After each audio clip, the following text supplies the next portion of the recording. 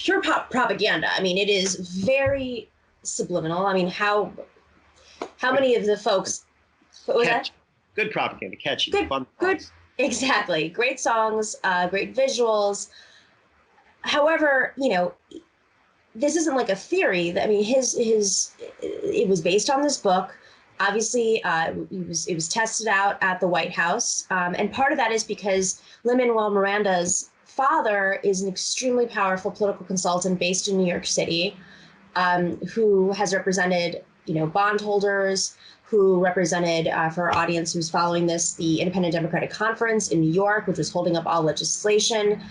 We have, you know, supposedly a Democratic state in New York, and there were 8 senators that were just caucusing with Republicans, even though they came from Democratic districts, and it was giving more power to Andrew Cuomo. And of course, New York is the center of Wall Street. So there really is this strange, like, organizing happening behind the scenes to prop up Wall Street, especially, you know, with the IDC in particular, after 2008 and the financial collapse.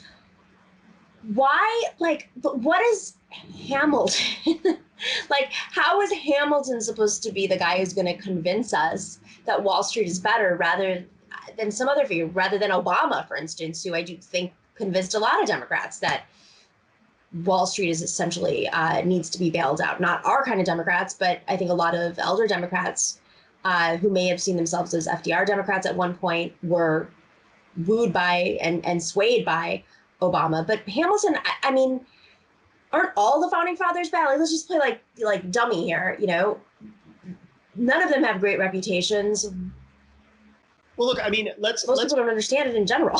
To be clear, I don't think it's like a question of good, bad, right? I don't think that's I don't think that's a useful framework, because you know, there are lots of different, the American Revolution was complex. There were many different players.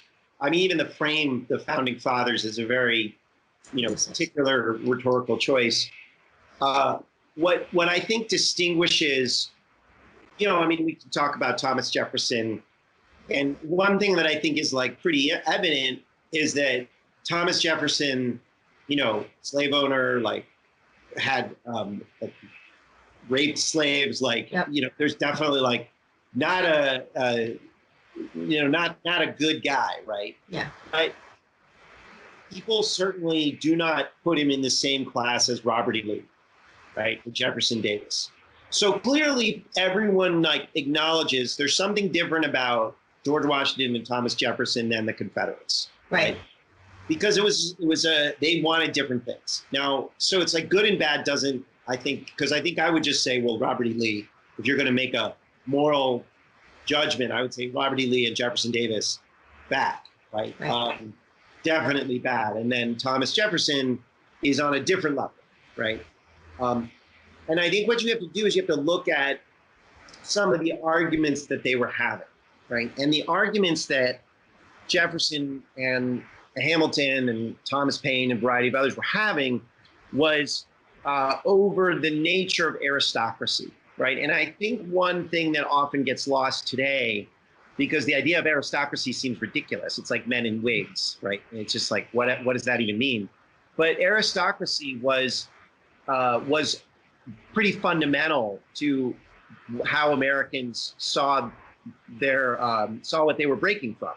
And it was also fundamental for 150 years. I mean, because they would look over to Europe and there were aristocrats in Europe. So Europe was this land of inequality, and dominance of aristocrats was this feudal system. Mm-hmm. And America was a land where the white peasants had become white citizens. And, you know, that's an ideology in which, you know, you engage in genocide against Native Americans because they're not part of your world.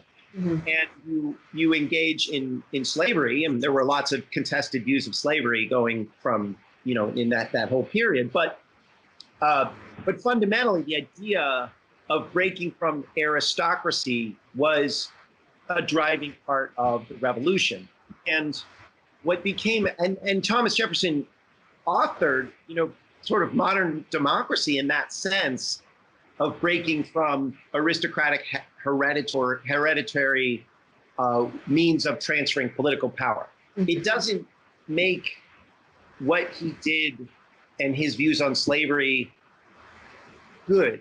It just makes it, in that particular ideological context, a different play. He just makes him a different player and somebody arguing for something that we take so much for granted, which is a peaceful of transition of power and not having men in wigs who hand down titles to their sons.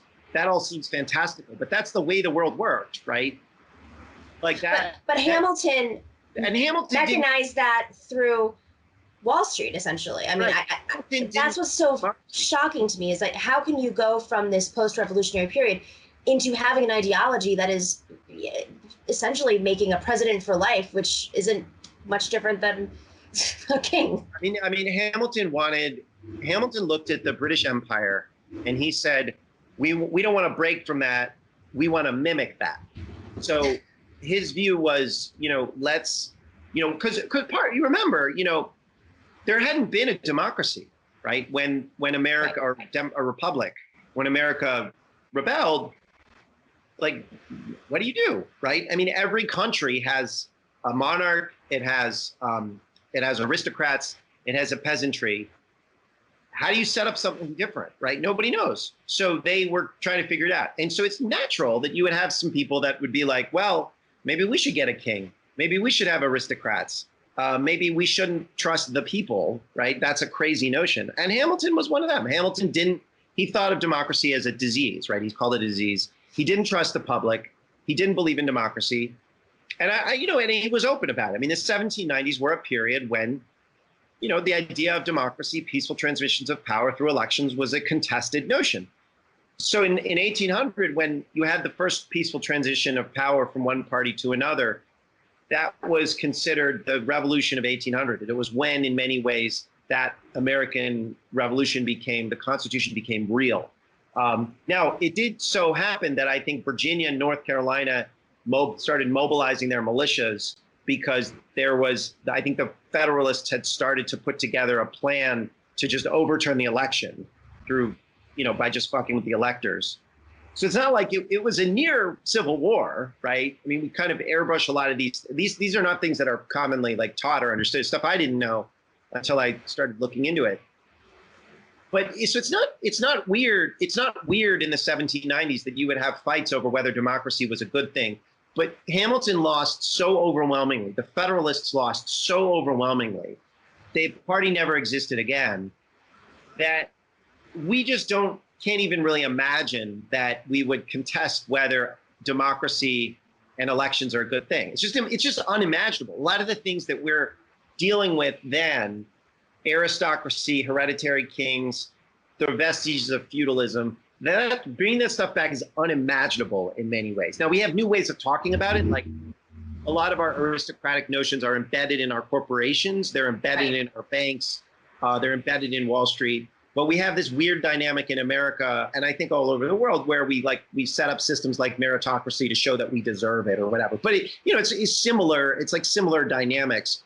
But we still just, like, even the worst person, in politics isn't going to say, yeah, I don't think we should have elections. I think, we should have just like a dictatorship. That's just not okay. Right. And that's because Hamilton lost, right? But like, because it seems unimaginable, it's like you can put on a play where you make Hamilton seem like a multicultural guy that was pushing for modern America, which is just like crazy and not like, it's just crazy, and it's just not historically accurate at all. It's also strange just because it's like, that's not even who he was. He was not. No, he wasn't. He was like, if he watched that play, I mean, or if you were to say to him, you resurrect him and you say, do you think democracy is a good system? He'd be like, no. He wasn't ashamed of it. It wasn't, he had views about how to structure a society, and democracy wasn't a part of it.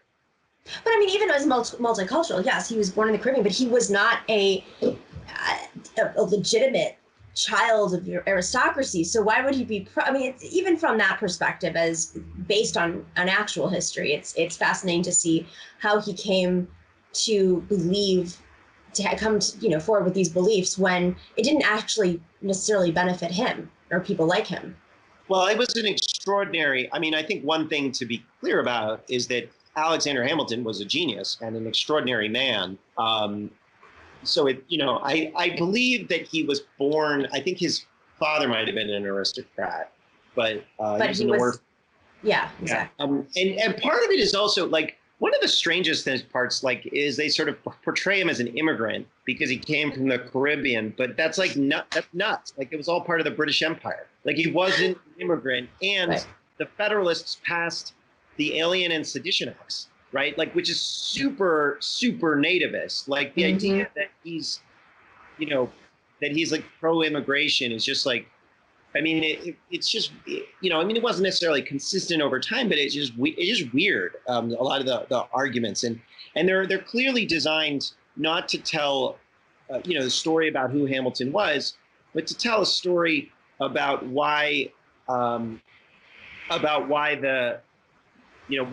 essentially why Wall Street is necessary, and why finance is foundational to America, and the founder of Wall Street, Alexander Hamilton, why he was this remarkable figure who was important and shared these resonant values with us, with America itself. And I think that's, that to me, I was looking at that, I was like, well, there's a reason everybody who loves the bailouts and was like benefiting from them and pushed them, and, and I'm not alleging corruption here, but that's part of the story of Geithner's America is that Hamilton needed to do what he needed to do because it's an ugly world and someone's got to do something about it. Justice can't exist.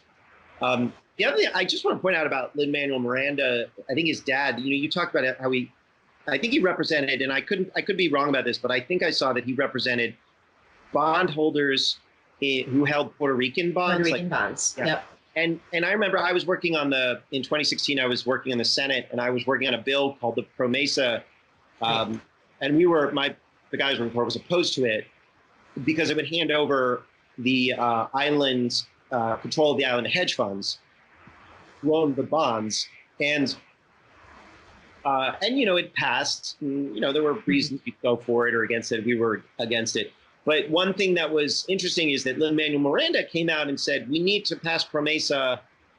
It's good for, we got to save Puerto Rico. And it wasn't all bad faith. My guess is that there were a lot of Democrats who were for it. I mean, there was definitely like arguments why you needed to do this. But it was sort of a moment when I was like, there is a use of power here that strikes me as I think on brand for Hamilton, right? I mean, yeah. I think Alexander Hamilton would have supported the PROMESA legislation. I think he did want rule by financiers, but it was, it's sort of interesting to watch that and to kind of play in real time the politics of Hamilton and how it's working in Puerto Rico, which you can see right now, it's not working out well. Thank you for watching and listening to the Nomiki Show. Make sure to click like and subscribe on YouTube and share with everybody on social media. And of course, if you're not a patron already, please join us on patreon.com/The Nomiki Show for as low as $5 a month. That money makes a huge difference. We don't have the corporate money coming in. We're not cable news that's raking in the dough from advertisers right now as everybody's sitting at home and watching. It is really you guys who are keeping us together. So please consider being a patron. And for those of you who have already, we are incredibly grateful to you.